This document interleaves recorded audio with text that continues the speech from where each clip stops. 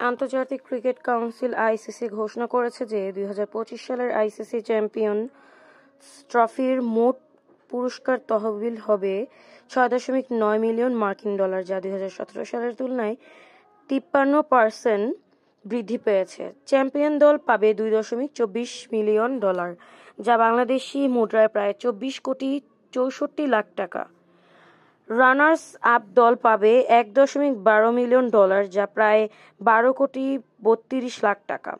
সেমিফাইনালে পরাজিত প্রতিটি দল পাবে $5,60,000, যা প্রায় 6,16,00,000 টাকা।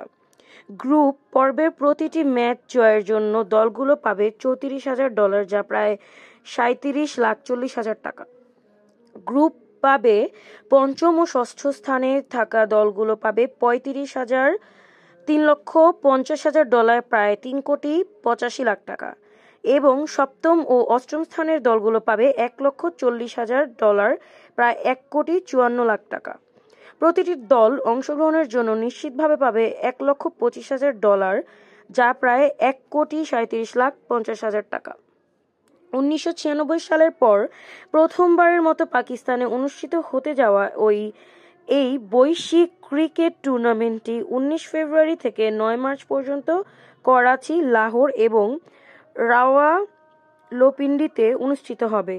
টুর্নামেন্ট 8টি দল 2টি গ্রুপে বিভক্ত হয়ে প্রতিদ্বন্দ্বিতা করবে, যেখানে প্রতিটি দলের শীর্ষ 2 দল সেমিফাইনালে উন্নীত হবে।